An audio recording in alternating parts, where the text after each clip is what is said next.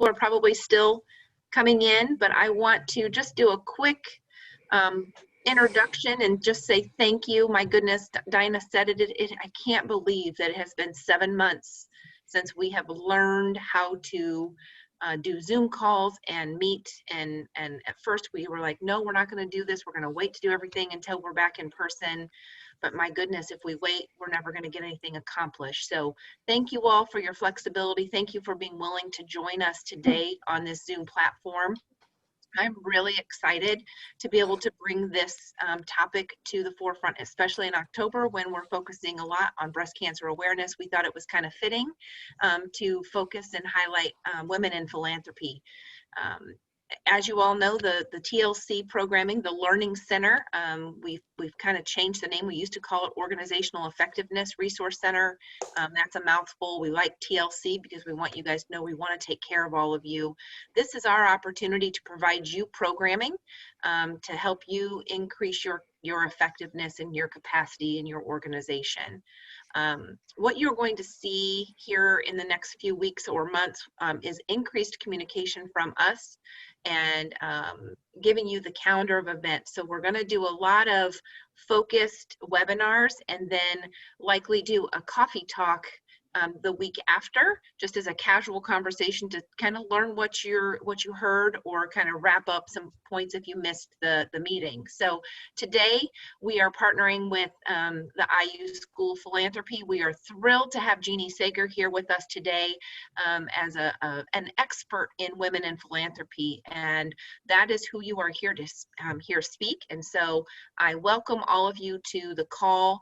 I'm going to jump out for a little while. I have to kind of multitask this afternoon, and I hope to join you before the end of the program. I believe that there will be some housekeeping items. Please be respectful of your microphone. If you need to take a phone call, do whatever you need to do, turn off your video and make sure you're muted so that others don't pick up. I believe that Jeannie's going to make this interactive, and I will look forward to hearing feedback from all of you on how things go. Jeannie, I'm going to let you take it over from here. Thank you again. Welcome to Elkhart, Indiana, virtually. I'm thrilled to have you here today. Thanks so much, Jody. I appreciate it. And hello, everyone. Good afternoon. As Jody said, I am Jeannie Sager, and I'm actually the director of the Women's Philanthropy Institute, which is the only research institute in the world dedicated solely to the study of gendered philanthropy. And we are housed, as Jody said, at the Indiana University Lilly Family School of Philanthropy, which is the only school of philanthropy in the world. And thrilled to be here with the fundraising school and my fundraising school colleagues to talk to all of you today about engaging women as donors. I wish that we could be together in Elkhart, although I always get lost when I'm in Elkhart County because of that river hits those roads and cuts them off, and all of a sudden I don't know where I am and I get turned around all the time. But to be there with you in person would have been worth it, and I would have been happy to be there. So just thrilled that all of you guys are taking some time out of your busy day and giving me some of your Zoom time to help us, as we like to say at the Women's Philanthropy Institute, grow women's philanthropy. And so thrilled to be with you. A little Zoom housekeeping. So we're going to try and make this as interactive as possible because I'd love to hear, one of the things I love is being able to hear how our research is working on the ground and hearing stories. So I come to this work as a practitioner. I've been in fundraising and nonprofit executive leadership for the last 25 years before taking on this role. And so I'm super excited to be able to be with what I like to call my tribe today with all of you to learn from each other. So a little bit, again, since we're doing this on Zoom, to give you a heads up, there will be a moment in time that I'm going to want to get some feedback from you as if we were in the room together. Might call on you to answer some questions.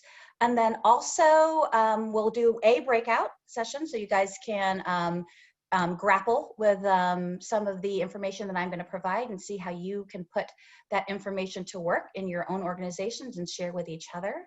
And then also, I think about the late night co-hosts and having to do their show without an audience. And so, so Zoom has this great reaction. If you look at the bottom of the screen, there's these reaction icons. So as I go along, as you hear things that resonate with you, or that you feel like, yeah, that's how I feel, go ahead and use that reaction button. It might help me along a little bit to know that you guys are listening and you're in tune, and that it's making sense. So that's a selfish plug for that. And so now I'm going to ask my colleague at the Liz Jackson at the Fundraising School. I have a couple poll questions to get us all started, so I have a sense of who you are. And so Liz, if you want to launch some of those and we can learn a little bit about who's in the Zoom room. Well, Jeannie, I apologize, but because we were logged in twice on here, I can't access it. Also, if you give me, can you access it for me? Sorry about that. No worries. Here we go. Can you see it? Okay. Let's see. Want to get a sense of how long we have been in the industry and doing the work, doing the good work. All right, we're almost about 20 more seconds. I love watching the bars race. I feel like I'm at the fair again, and we've got the those horses going. Oh, all right. Well, it looks like almost about half of you are fairly new to the organization that you're at, 1 to 3 years. And then I always love this question because it's really interesting. Then it's usually the flip. Usually the next percentage happens to be the 10 plus years. So the majority of you are kind of new to your organizations, but then the next cohort, you've been there a long time. And I think that's pretty indicative of our sector. Let's do the next one. Here, let me share the results real fast so you can see what I mean. And let's do that. And oops, let's see if I can get my next question up. All right, here we go. How many of you have fundraising responsibilities as a piece of your work, and how much time are you required to focus? I mean, I know that in our business, everybody's a fundraiser, somewhat. All right, it looks like it's coming in still. This one's a little bit more even, which is indicative of you know, the size of, I think, of our organizations. Let me show you the results. So for the majority of the people in this Zoom room, it's 25% or less of your time, followed again about 75% of your time. So I'm hoping that everybody will get to walk away with something today that they can put to work right away. And then the last question, with Halloween fast approaching, let's revisit an age-old candy debate as we get started. That Twizzlers versus Red Vines, always a good one. And I think I might know how this one's gonna go. These results are coming in super fast.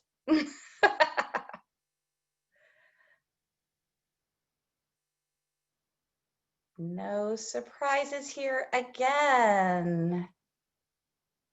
So, as I imagined, chocolate is the preferred candy of all great fundraisers. And also it is Twizzlers over Red Vines. So for those 2 out of the 31 who went with Red Vines, I'm sorry, you're in the minority. So Thanks for kind of sharing a little bit about who you are and where you're coming from, and with regards to your work and what you do, and where you stand with chocolate. Very important. So let me start to share my screen, and I'm going to pull up my PowerPoint, and let's start.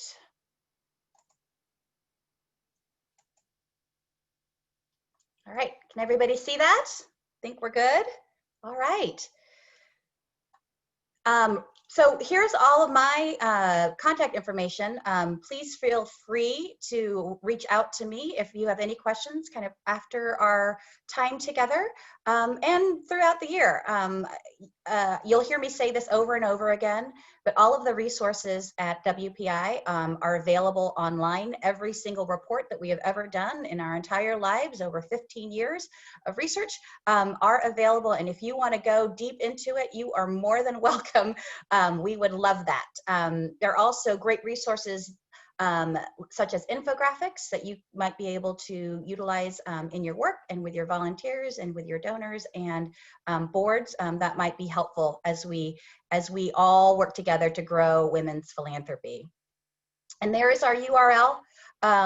And here's the thing, if you walk away with one thing today, it is that bottom line: gender matters in philanthropy. And we're going to take a quick trip today through over a decade of WPI research to learn how it can inform your work.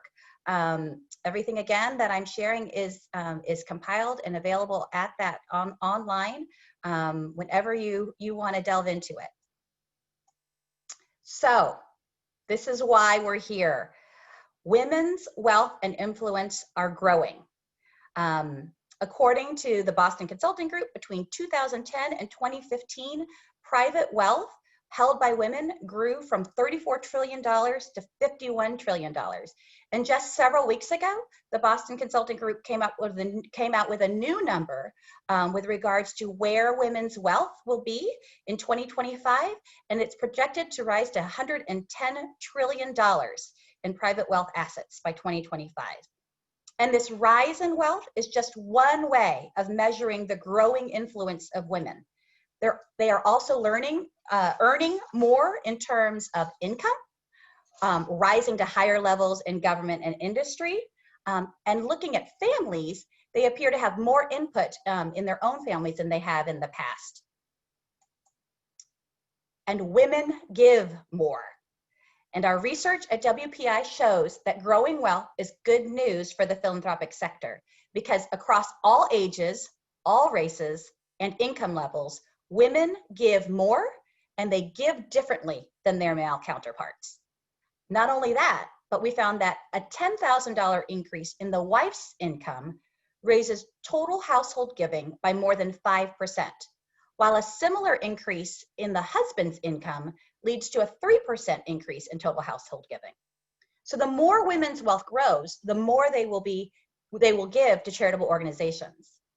And how women think about wealth differs too. According to a Bank of America U.S. Trust study, women are nearly twice as likely as men to say that giving to charity is the most satisfying aspect of having wealth. And so let's think about your work. How are you thinking about gender in your fundraising and your communication strategies? Many fundraising strategies, particularly if you are a seasoned fundraiser, maybe one of those in the 0.25% of you that are in the 10 plus years at your organization, were created at a time when men were the primary audience. And very few organizations have intentionally altered those strategies based on what the research is telling us about donors. And we have found that the strategies nonprofits use to work with women also work well with other underrepresented communities. And so I want to take a minute, and I'm going to stop sharing, and I want to throw it out to all of you in the Zoom room.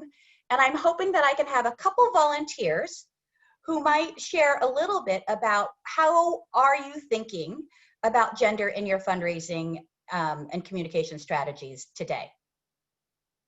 And you can maybe give me a thumbs up on your reaction, and I'll call you and you can unmute yourself. anybody want to share what they're doing? Oh, great. I see it's a D.I. Harris, and so I don't know what your first. Go ahead and unmute yourself. Thank you for sharing. It's Dinah Harris, and I'm Hi, Director of Dinah. Development. I'm Director of Development at IU South Bend, and we modeled the women of IU South Bend after the Women in Philanthropy, because we now understand what you're talking about. And I even had one donor who said, you know, I'm really tired of going to these fundraising events and watch my husband pick up the panel. I want to make that decision. So we know that women, and they want to get involved. The difference is they really want hands-on and to make decisions. We raise funds to give grants to faculty, staff, and they, like you do, they loved the idea of having those presentations and making those decisions. Yeah, women love to give together. We'll talk a little bit more about that later in the presentation. They also like to do their giving with advice. So they'll often talk with their friends about gifts that they're thinking about, or organizations that they're thinking about volunteering for. And then again, I think IU is a great example of how are we stewarding women.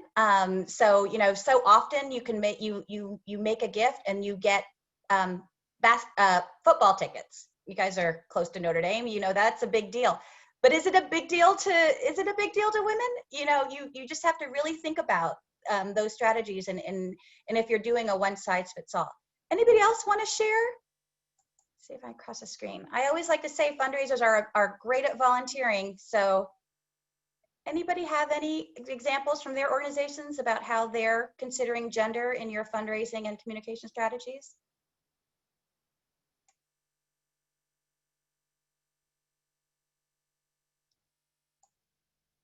You can just unmute yourself.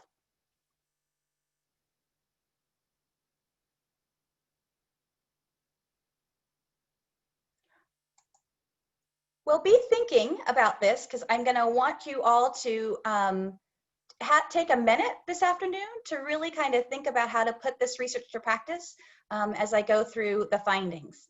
So I'll go back to sharing my screen. Also, feel free to enter your answers in the chat as well, and we'll be able to save that. And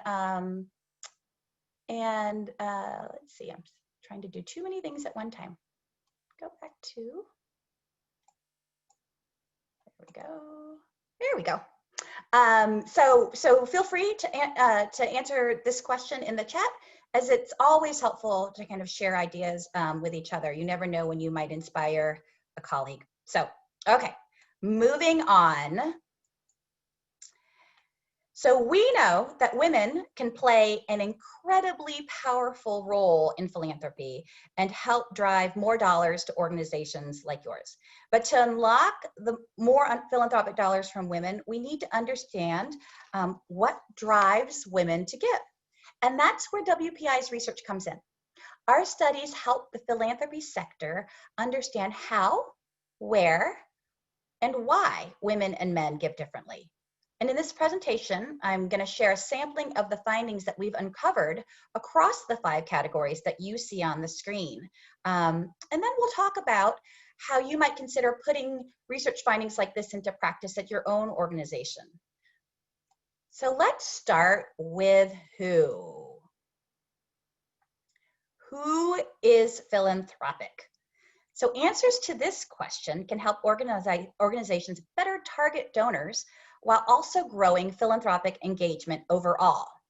So I told you already that women are more likely to give and give more than men. But let's dig in a little more to give you an idea of the type of insights you can learn about your female and male donors. And here I want to state that research is only beginning to catch up to reality. So our studies reflect the giving behaviors of heterosexual households. So we tend to get that question a lot. So this is about both men and women in heterosexual households. So moving forward, who gives more? Multiple studies show that younger women are driving philanthropy in significant ways. And what happens when they marry? Being married increases both the likelihood and the amount of giving. So today's younger women, think Generation X and millennials, are driving giving in their households. And so when younger women marry and influence the household giving decisions, their giving is actually higher than that of their older counterparts. Consider that the pre-boomer generation. And so when I think about how you apply this idea that millennials are really driving philanthropy in our communities, and you want to, how to apply this to fundraising, donor engagement, you know, are your organizations reaching out to millennial women? And so millennials, the oldest millennials right now are around 38 years old. And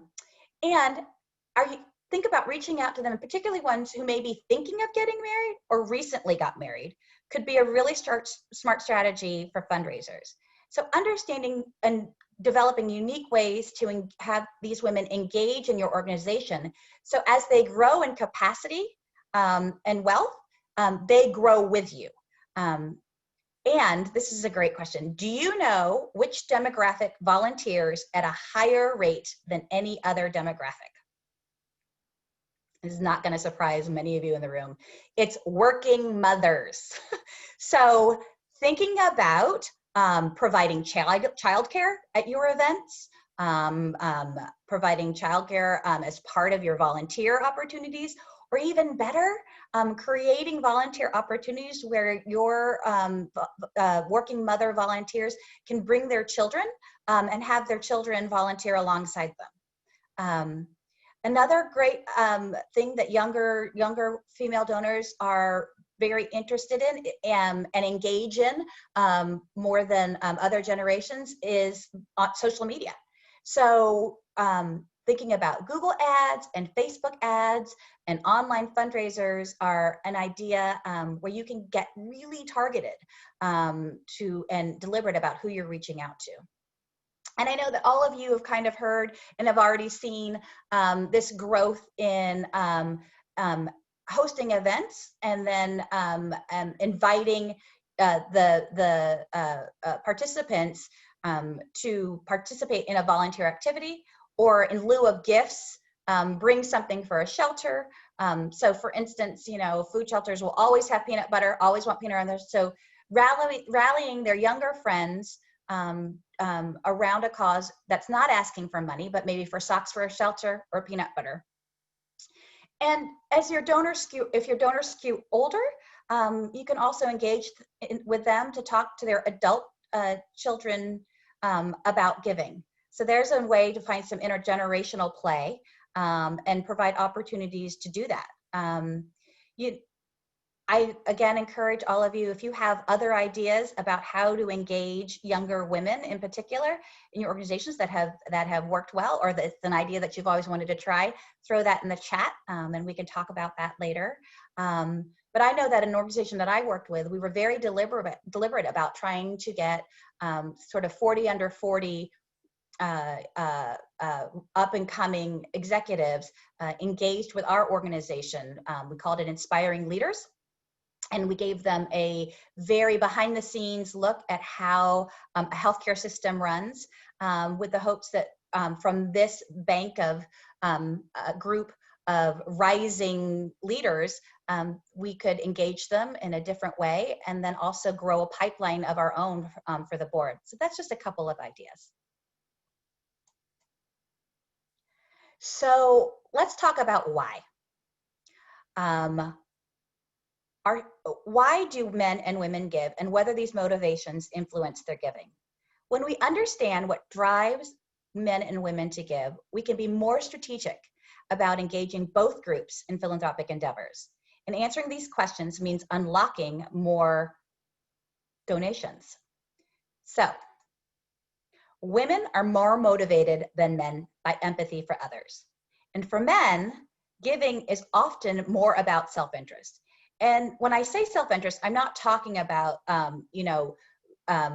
that your brother is promoting an organization and so he's going to make a gift to that organization. It's more like, I will receive recognition for this gift, or maybe my boss will notice if I've made this gift. And so I want to say a caveat. Now, it's not that men are not empathetic. But what we found in our research is that because women are socialized into more helping, nurturing roles from an early age, these behaviors become ingrained, and they form the basis for many of their actions, including philanthropy.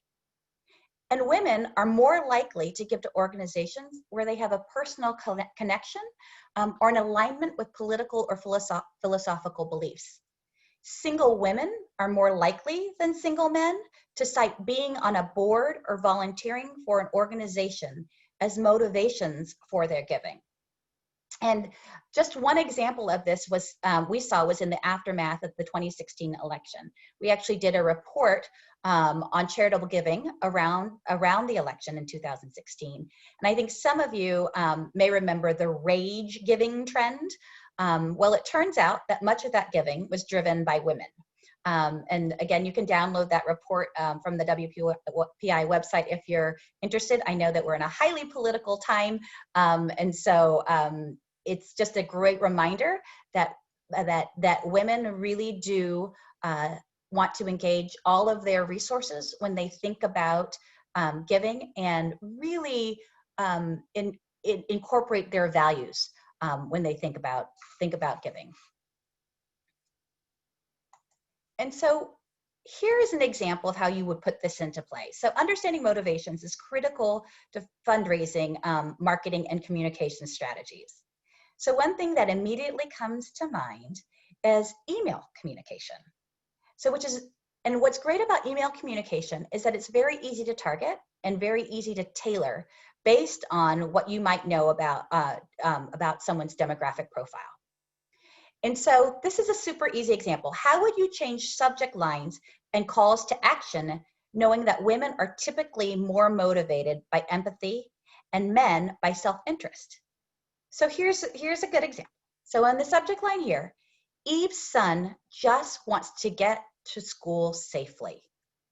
So a story of a mom who wants to get her son to school safely may resonate more with women who are motivated by empathy.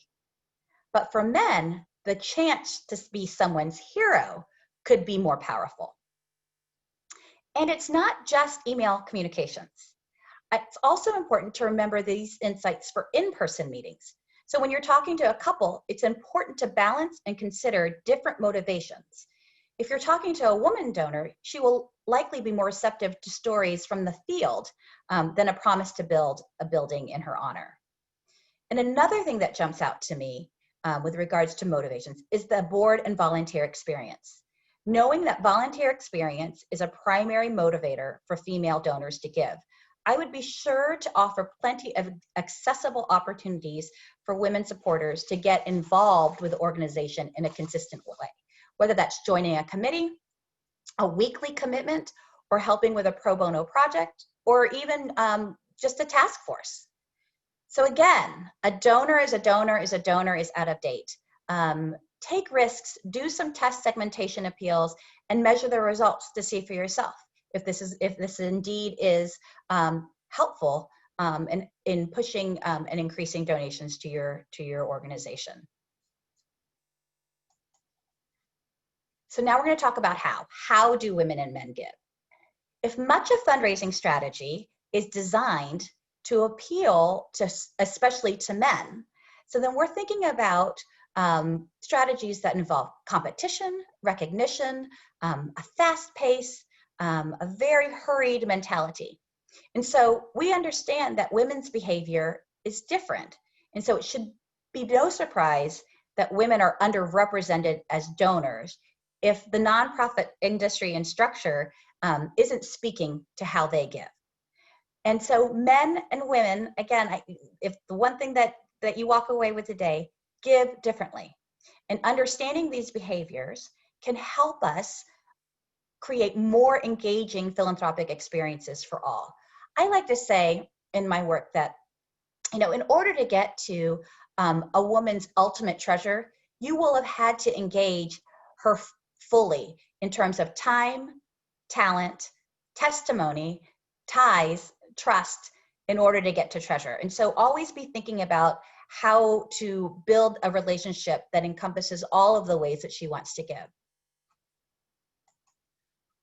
One thing we've seen across our research again, as we talked with Di, is that women give together. And with the exponential growth of giving circles over the past 10 years, women continue to comprise the majority of collective giving network members. About 70% of all giving circles report that women make up more than half of their membership. Women are also giving together in a major way on digital platforms. We found that women are more likely to give on hashtag Giving Tuesday than men. And then we also know that high net worth women donors primarily give through a donor advised fund or family foundation. Kind of back to the social media, our latest report, Women Give 2020, really emphasizes that women give more online. They give more gifts online. They give a more total of dollars online.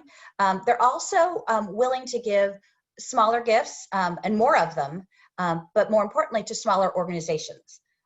So again, this is another great report. If you are not currently engaged with a strong social media platform or doing your work virtually, that is an easy thing that you can start doing as soon as possible, especially in this new world order. And so I know that these findings are probably not surprising, given that women typically invest more time in networking and community. And Women Give 2020 showed us they do that not only offline, but online as well. And so how can fundraisers tap into this? So again, learning about relevant and local giving circles and meetings in Elkhart County, in the surrounding area, and then meeting with those leaders to be sure that they're aware of your organization and what your organization does. Maybe even offer to come and present maybe a one-on-one about your organization without a pitch, just a learning opportunity. And this is a great idea here, as these birthday fundraisers have just blown up online and on Facebook. So providing additional opportunities or even actual training for your female donors and board members to leverage their networks to support your organization. Again, testimony and ties are now a big part of how women view their own philanthropy. So being able to confidently advocate for your organization, but more importantly, to leverage their own social capital and tie into their own networks. And so this is an example of how Susan McPherson used her Facebook birthday to raise almost $27,000 for UNHCR. Again, in terms of thinking about resources for you to tap into, if you visit our own Facebook page, WPI's Facebook page, you will find a Facebook Live webinar that we did with Naomi Gleit. She happens to be the Vice President of Social Impact at Facebook, to learn more about how Facebook has been developing tools to help build community and help social impact through their forum. So I highly encourage you to check that out. And fun fact, Naomi Gleit is the longest serving Facebook employee behind Mark Zuckerberg. It's the only job she's ever had. I thought that was completely fascinating. It's a great webinar and panel if you're interested. So visit that on WPI's Facebook page. Another area with regards to how women give, a report that we did looked at impact investing.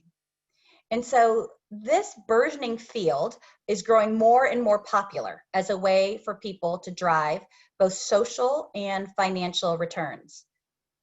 This finding that women are more likely to use impact investing to complement their charitable giving, while men are more likely to use impact investing in place of their charitable giving, has important implications across the sector. So when you think about how this might affect you and your organization, for your male donors, it may be important to talk to them and inform or educate them about why impact investing is distinct from philanthropy, and more importantly, why we need both. On the other hand, it also may be a signal that it's time for your organization to consider impact investing like opportunities that may appeal to male donors. But as Di shared, it also appeals to female donors in terms of what they're doing with their giving circle at IU South Bend. And more importantly, as we think about this, young people, a good reminder that young people are really drawn to understanding, again, how to use all of their resources for good outside of what we consider traditional philanthropy. So really leaning into their generosity and putting their values to work. So think about young people, millennials, who will only shop at certain stores because of a certain social impact stance that store or that product has, or only investing in certain stocks and certain corporations because of their social impact mission. And so we've talked about the who, the how, and now let's think about where. Where do women and men give? So this information is critical for nonprofit organizations that want to understand who their audiences are and who their audiences could be. The top 5 areas women are more likely to give to than men are international, community, religion, healthcare, and youth and family areas. The top 3 causes that women-dominant giving circles support are human services, women and girls, and education. And in terms of priority areas, single women are more likely to prioritize women's rights than single men, which seems somewhat intuitive, but are less likely to prioritize the economy and veterans issues than single men. And so I encourage you, again, if you're interested, in particular with regards to women's and girls' causes. So in December of 2019, the WPI released a report called the Women's and Girls Giving Index, and it's a review of all the organizations in the United States that focus on women's and girls' causes. And what we found in that report is that only 1.6% of all dollars raised in the United States go to or are earmarked for women's and girls' causes. So that's a number that we really feel like we could help move the needle on by sharing it more widely and encouraging certainly organizations that support women's and girls' causes to share more widely as well. And so when we think about all of these different causes, I want to make it clear that the commonality among these points is that women are more likely than men to support causes that they can connect to personally, that they can touch, see, feel, or with which they have shared experiences. They very much incorporate their values into how they distribute their philanthropic dollars and lean into their generosity. So how do we use this particular information, the where? For larger organizations that may have multiple programs, this information may be immensely helpful in deciding which opportunities to bring to which major donors. But it also helps with positioning. So let's say your organization is focused on equipping at-risk youth in America with coding and engineering skills. So for male donors, you may choose to focus on how this investment will ultimately help strengthen the economy and provide more jobs. For female donors, you may want to focus on how this education is helping young people thrive and setting them up for success into the future. And our final category today is about outcomes. What difference does giving make for women and men? Well, the good news is that giving makes us all happy. So across the board, the more a household gives as a percentage of income, the higher the household's life satisfaction. But single men see the greatest increase in life satisfaction when they become donors. Single and married women see a greater boost in life satisfaction when they increase their giving as a percentage of their income. So not only do fundraisers help connect donors to the causes about which they are passionate, I like to say that we are all happiness brokers. And Hank Arasso, who is the founder of the fundraising school, always said that fundraising is the gentle art of teaching the joy of giving. And all of us are in the joy delivery business. And so I want you to think about that the next time that you ask for a larger gift. Keep this in mind. You are elevating joy and encouraging it and igniting that with those people that you work with. So be joy brokers. It'll be great. And we have the research to prove it. That's what I love. So back to this question. What can you do to be more intentional about gender in your fundraising and communication strategies? And so now that we have reviewed the broad themes of the research and the potential ideas of how to put this research to action, I want all of us to take some time to think about how these findings can actually help improve your work. And so I want, we're gonna send you out into breakout rooms here in a minute. And during that time together, I'd like you can think about a couple things. You can share which of these points resonated with you, and then also gather specific ideas that came to you about how you might adjust or evolve your strategies. And when you go out into these breakout rooms, I want you to identify a facilitator who can record and report out when we come back to the larger group. And so we do a larger collection of some ideas about ways you can better engage women donors. I think it's so important for us to learn from each other and to bounce ideas off of each other. And I know that this is a close-knit community, so you will all be friends, or already are all friends when you move into the breakout rooms. So I'm going to ask Liz to help me get you into rooms. I may pop in and out, just check in on how you're doing. But I'm going to give you maybe 10 to 15 minutes to think about what I've just shared with you, how it might resonate in the work that you're doing, and maybe some creative ideas that either you've been thinking about implementing or that you have implemented in your organization you think would be helpful for others. So Liz, I'm going to send it off to you to send us into breakout rooms. Great, everybody should be invited to a room in the next few minutes here.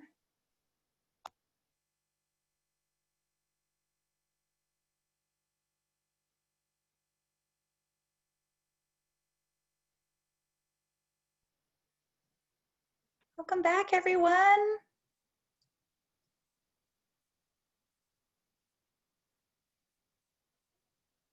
Great, it's great to see some of your faces. I know some of you had to turn on I tricked you into turning on your videos because you went into breakout rooms. And so now I see more smiling faces. So thank you for that. And thank you for taking time to grapple with a little bit of with the research and think about how you might be able to put that into play at all of your organizations. So I'd like to call on the facilitators from each of the groups. There were, I think we had 6 groups. And so I will ask for the facilitator by room number. So breakout room number 1. Do we have a facilitator on the screen? Raise your hand or just unmute yourself. Hi, Judy. How are you? Judy, can you share your organization and where you're from? And then maybe 3 to 5 ideas or topics that you talked about that resonated for your group?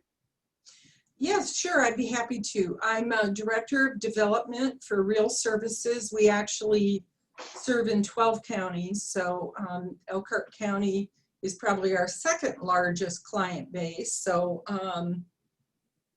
I got voted into this by default. I couldn't find a volunteer to be that person. So I would say if I was going to pick 3 things, it's for those of us who have a mission that doesn't fit like children or families or education, to look for what of your mission, what of your program could you, and I don't necessarily like the word spin, but to spin that into what would appeal to a woman whose main focus is children and education. We came up with some pretty good ideas. We got into a discussion about donor database programs.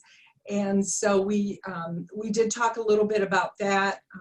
The system that we use allows you to, you know, the data you put in is extremely important, and then you can select attributes to help you pull reports for your fundraising. But that there's absolutely nothing wrong with starting with just a Excel spreadsheet, as long as you have the columns that identify interests or gender or age group. It can all be done that way. Yeah. So I think that was our biggest 3 things that came out of it. Yeah, great idea. And a great point about data. I used to always tell our data team, you know, garbage in, garbage out. So if it's not clean and if it's not right, then it doesn't help us. Mm-hmm. And especially in the work that we do, to make sure that we have the names right, the contact information right, and so we can't what's the word I'm looking for? Really drill in and customize the way we would want to for our donors. So thanks for sharing that. Breakout room number 2. Who was the facilitator there?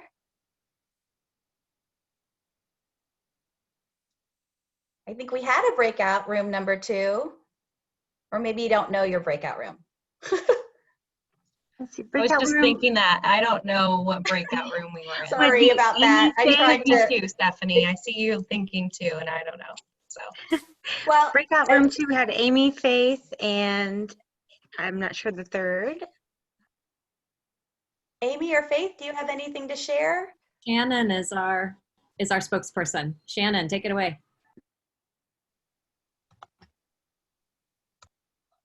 I know some people might not have microphones, so that might be a problem too.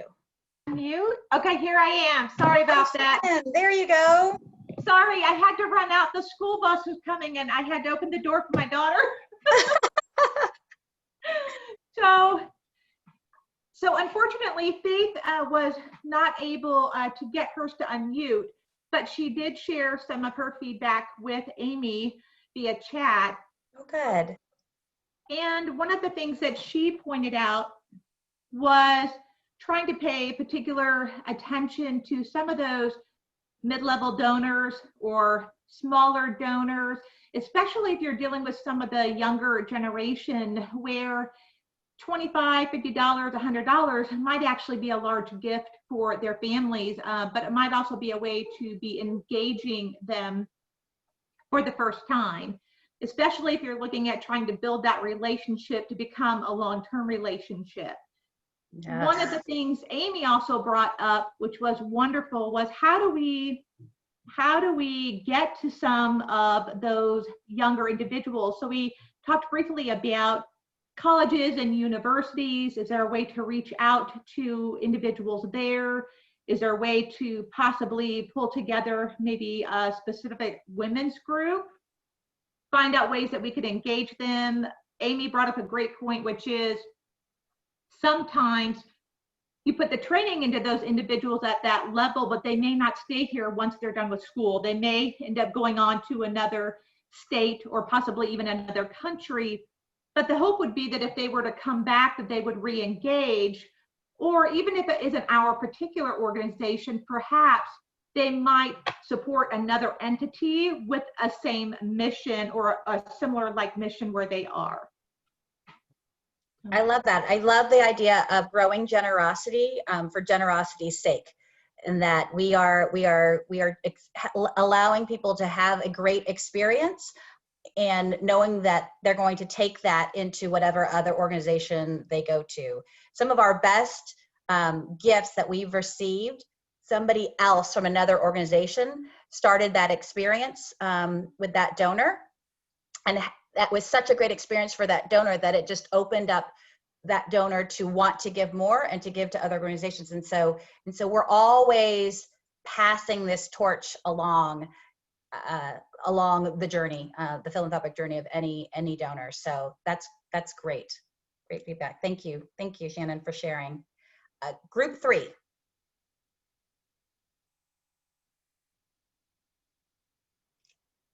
Liz, do you remember who was in group 3? That is Billy and Kristen, and there was one other that is not showing up on there right now. I'll pop in. This is Kristen. Hi, Kristen. Can y'all hear me? Yes. Okay. And Heidi. We had Heidi. Heidi McHugh. So we had Billy from the Humane Society of Elkhart, Heidi from La Casa, and I am Kristen. I'm Development Director, Habitat for Humanity of Elkhart County. And we just talked a little bit about how different all of our organizations were, and how they both talked about having really kind of an aging donor base, and how we address donors. And we talked about, the communication style, what we're using, whether it's website, appeal letters, social media, in person, and how we can customize each of those communications. Clearly, we can all customize it face to face. But we talked a little bit about, I think we saw somebody chat about customizing our appeal letters. And, I said years ago, probably in one of these, we talked about, not putting Mr. and Mrs. Richard Smith, but, Richard and Donna Smith, or, really using those names. And so that's just one way. So we just talked a little bit how the different styles that we're using with the different ages of donors that we each had. Yeah. And then all of those defaults, right? So if you're, I can think of a local organization here that's an arts organization, and you can go in as you're filling out your donation form, and they have all the different versions. So Mr. and Mrs. and Doctor and Doctor, and they had a Doctor and Mrs. but no Mr. and Doctor, right? So really trying to make sure that we are paying attention to who our donor is, male or female. Yes. And I see that in the chat for those of you who, Kristen mentioned that Amy shared that we always make sure that women are the first addressee on mailings and thank you letters, especially because they are a girl/woman serving organization. Girls on the Run. Love that program, Amy. And so their campaigns are geared towards women while welcoming men. And again, me too, always surprised when I make a gift and the thank you goes to my male partner. I agree with that, Amy, wholeheartedly. I can't tell you how many letters come to my husband and he had no idea I wrote the check. So just really being mindful and careful, and so that donor knows that you actually know that gift came from them. Yes. Conversation, Kristen. Thanks. I'm glad you were all able to share with each other. I think we're on 4. Breakout room 4. I think maybe Carrie, Troy, and Stephanie and I were just chatting. Right. We didn't choose a specific person, but Kristen, you can chime in too. Yeah, we didn't pick a person. Yeah, we failed on that, but yeah. So yeah, I would say I wrote down a few things. We talked about how our donor base is also aging, and how some traditional settings that had been in, like a women's auxiliary or women's luncheons, those are getting less successful over time. Our auxiliary ended a few years ago just based on the age of our volunteers. And so it's just, how do we bring in new women and appeal to them? And then we also talked about our databases and how they often pull, even though, we can have all of these settings, the data isn't always correct when we pull it. So spending the time to go through each line item and making sure that we have names right and we're addressing people by male and female and including them in those. And then we talked about the importance of being story focused. in what we're doing, and how that really helps engage our donors and, you know, highlights the mission of the work that we do. Millennials, trying to attract millennials, Yes. particularly women. And Yeah. I mentioned that for Logan, we have a large fundraising event in the summer, and that's where we attract the females, the millennial female. They serve, it's a huge committee, and they serve on that and work with that. So find something that appeals to them. And women's circles, we talked about women's circles, and if we can address women's circles and try and find a way to engage those. It's really interesting, and I haven't found an organization that has done this well. So if somebody on this call has, trying to bring an intergenerational event or activity, because I think we really are, there are lots of organizations that are struggling with these auxiliary groups that were so active 2 decades ago. I'm thinking about when I worked at the Methodist Health Foundation, we had a task corps auxiliary group that at its peak had 200 members and was raising $25,000 to $30,000 a year. And now they're about 25 active members. And what happened with them is that they lost, that they lost their North Star. So for so long, it was really about this fundraising, but we're moving away from these large fundraisers that required so many volunteers. Their big fundraiser was an antiques and art show.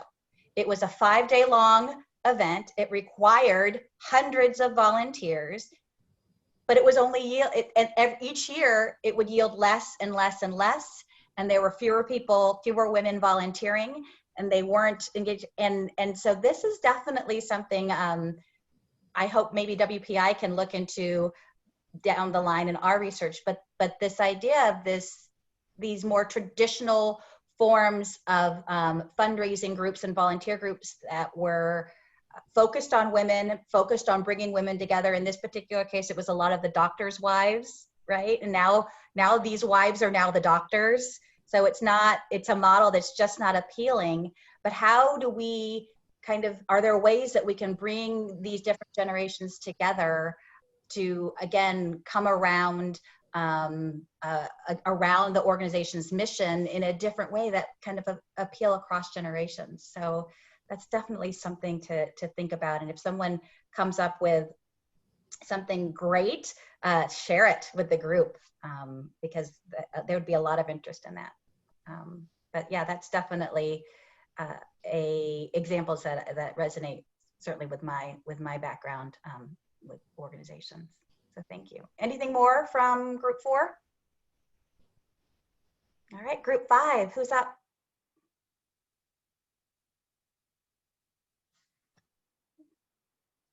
That would be Erin, Jessica, Kristen, Laura. Anything new that you haven't heard yet from the other groups? This is Kristen. No, most everything that we talked about, the other groups did. One of the only things that we chatted about a little bit was that at least for me, my organization tends to have the same type of board members. We need to make sure we're doing an intentional job of changing the look of our board demographically to really include gender as one of those diversity categories. So, the days of just having all of the old retired guys that just always gave to your organization sitting on the board, we need to make sure we build a diversity in regards to gender. Obviously age and everything else goes into that, and race and location and all of those things. But, and then if we do have those generational type board members, continuing to stay on, making sure that we're engaging the family and their partner in that messaging as well. Because we also can't assume, as you said earlier, the folks that we were looking at, we need to make sure we include whatever partner that partner looks like. So, you can't make that assumption either. So just making sure that we're including that because for us, a lot of where our ask starts and a lot of the influence we have out in the community is from board members. Yeah. So making sure that messaging is accurate and how are we delivering that effectively. Yeah, and women are paying attention.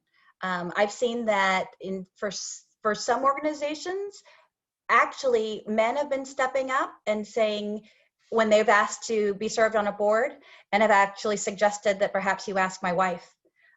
So that's another strategy you can think about, is talking to the men about giving up a seat at the table, and finding somebody else to serve in that role that speaks to the diversity and inclusion. So people are paying attention now, especially in this day and age. So that's a good conversation to have. And then the last group 5. Yep, Christy. Yeah.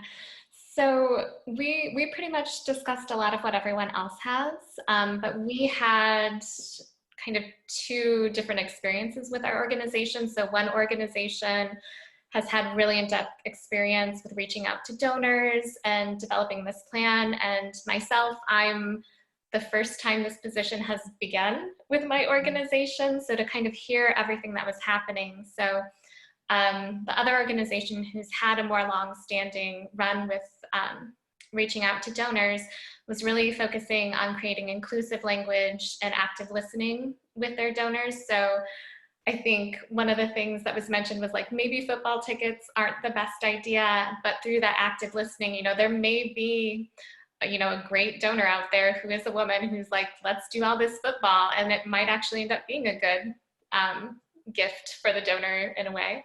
And for me, it's a lot of looking at how we develop our messaging for my organization. Mm-hmm. So I was talking about a lot of stereotypes. I am at the Goshen Public Library. And so oftentimes when you hear library, people already think books, but they're not realizing that we're rich with early childhood education, that we're a connector in the community, and all these things. So kind of how to switch the messaging that's out there. Yeah. And that goes to something that Danielle shared on the chat about working at the Potawatomi Zoo. I hope I said that right. It's close to right. But that their organization seeks often to view women as the head of household or membership holder making decisions, and leading with that, with that as the construct, that the woman is the head of household and is making those decisions, because chances are she is. So that's a very great way to kind of think about that and start with that approach. So thank you all. I think I got all the groups. Did I? Is there one more group left? No? Well, I want to tell you, Jeannie, it's Potawatomi Zoo, by the way. Potawatomi. Did I get it right? Potawatomi. Very good. Thank you. I will make a trip up, and hopefully I'll find the right roads and the river doesn't cut me off somewhere along the way. But I will look for it. I promise. All right. So let's get back to where we were. And I want to thank you again for taking the time, because I think so often we get caught up in our work and we don't get a chance to really think about what we're hearing in the research, what people are seeing, and not being able to really apply it. So thank you for taking time to do that today with your colleagues. So the practical implications, let's just review really quickly how you might be able to move this research to action. So the very first thing is ask. You will hear that the number one reason people don't make a gift is because they aren't being asked, and that's genderless. But for women in particular, if the fundraising strategies that are currently in place focus on men, then women are being asked less. So ask them more. Again, involve women in your organization's work. As I've said before, women are drawn to an expanded definition of philanthropy. They want to use all of their resources when it comes to their generosity. And so are there ways that your organization is offering entry and access points that involve their time, their talent, their testimony, their ties, and their treasure? Help identify what women are most passionate about, and raise those sights towards major gifts. So when you're meeting one-on-one with a woman, don't be afraid to bring values to the conversation. Women want to not only invest in their values through their philanthropy, but as I shared earlier, they're also doing it in their investing now, in their own impact investing. So figuring out what they're passionate about and how to engage them will be very important into the ultimate major gift. More importantly, realize that women may take longer to decide about their giving. So they may need to stew and think about this for a while before they make a decision. And they will make decisions about their giving at different points in time. Just think about the story of the woman who was giving $100 every year and then 20 years later passes away, and the organization finds out that they left their entire estate, or a majority of their estate. So just remember that women need to have different access points at different times when it comes to giving. Engage both spouses. We heard a couple stories about this along the way. And learn early. So there's this great story about a woman who, a fundraiser, who really listens early and tries to take cues really early on in building the relationship.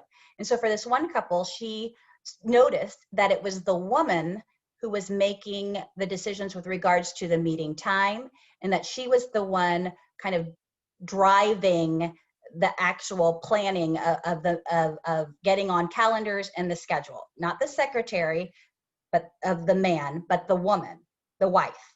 And so when they actually sat down to make the gift and have a conversation about the gift, she noticed that it was the woman who really leaned in to talk about their campaign gift and took the lead on that conversation. And she visibly noticed the man shrink back and realized, okay, Mrs. Smith is in the driver's seat. She's the one who I'm going to be addressing, and she's the one who I'm going to be talking to. But she wouldn't have known that if she had just taken the appointment with the man who was the wealth holder. So try and engage both spouses throughout the process. Again, we talked about this in some of the examples. Understand women's preferences for stewardship and acknowledgement of their gifts. Let them be seen. Know that they are the ones who made the gift. I can't tell you how many times I've had a woman serve on one of my boards or one of my philanthropy councils. And again, like you said, they make the gift. They're the ones putting the time and talent into the organization. They're the ones who understand the mission and the vision of the organization. But the thank you note somehow bypasses my desk, comes from the back end operations, and it's addressed to her husband first. And he has not done anything with the organization. That does not make one feel very good if you've invested all of this time, talent, treasure, testimony, and ties. So something to pay attention to. And again, back to ties. This is so important, especially in this day and age. Remember that women's social networks and word of mouth are very powerful marketing strategies. Women like to give together. They like to talk and advise each other, in particular in the philanthropic space and what they're doing. So think of ways you might be able to leverage that and allow women to rally their friends and their network to help your cause. And maybe beyond just raising dollars in a fundraising campaign, but other ways too. Are there group activities where you can volunteer together and other friends can come together to volunteer at Habitat for Humanity, or do a drive at their next book club? So just to kind of think creatively about ways to engage them differently. And so as we think again about appealing to and engaging women as donors, be sure to remember that they are drawn to a more expanded definition and broader definition of philanthropy, again, beyond monetary gifts. And this doesn't just help women. It's not just seen as something that women are drawn to. It also speaks to a more diverse set of donors. So in our Women Give 2019 report that looked at the intersection of gender, race, and giving. We found that to be true among a lot of racial groups, that the way they practice their philanthropy and the way that they practice their generosity goes beyond just traditional ways that we see of philanthropy, that they really lean into the time and the talent and giving amongst each other and within groups. Build trust, that's a big piece of how you grow and build a relationship and help them connect with your organization. And again, fostering community, both online and in person. It is not an either or. Women want both, and they now expect both, and they want to lean into that. So fostering community is a big part of women and how they see their generosity.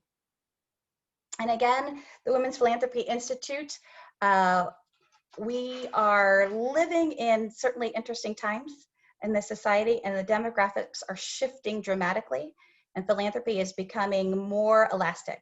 And 15 years ago, researchers were just beginning to even consider gender as a factor in charitable giving. So now we have more data points than I can even share with you in an hour, nonetheless 2 hours, but over 135 data points with regards to how gender matters in philanthropy. And so if you are interested, again, you can find all of this online, and every report that we've ever published, along with the infographics and other materials. We also created new this year a digital hub called Philanthropy Plugged In, which is at wpsymp.iupui.edu, and that it's really focused on our Women Give 2020 report, which is the intersection of technology, gender, and giving. But it has about 13 podcasts with interviews with women and nonprofit leaders from across the country, talking about how they are how they're using technology for good and leaning into that, along with resources and discussion guides that you might find useful for your offices and your staff. So, and then I want to give a last plug in terms of reports to share with you our latest report, which is about COVID-19, generosity and gender, how giving changed during the early months of the global pandemic. And this explores how men and women gave in response to the pandemic, but in the earlier, so it's a real snapshot of giving between March and May of 2020. And so the headline would be this, that the majority of US households engaged in charitable activity in response to the pandemic. About almost 1/3 of the households gave directly. And so when I say gave directly, that means gave directly to an organization through monetary gifts or in-kind gifts. So let's say donations to a food pantry, homemade masks. But more interesting is that nearly half, particularly younger generations, gave indirectly. For example, by ordering takeout from a restaurant, a local restaurant, to make sure that they can stay afloat, or buying gift cards from a restaurant that has been sheltered and has been shuttered, to paying for services that they couldn't even be rendered, say your hairstylist. And this type of indirect giving is in line with what we're seeing as a broader reimagining of philanthropy that was underway even prior to COVID-19. And in terms of gender, we think that we've seen that women in particular may be feeling the effects of COVID-19 on their giving.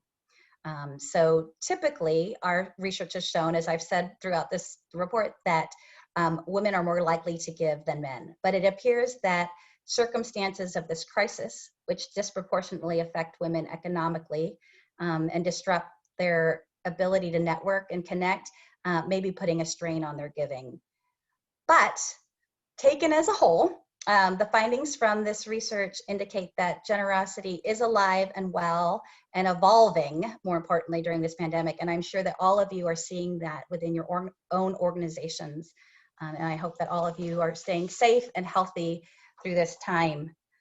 So we're at time, it's 4:30, but if you have any questions, please feel free to throw them in the chat, or there is my email address there at the bottom. Please feel free to contact me directly.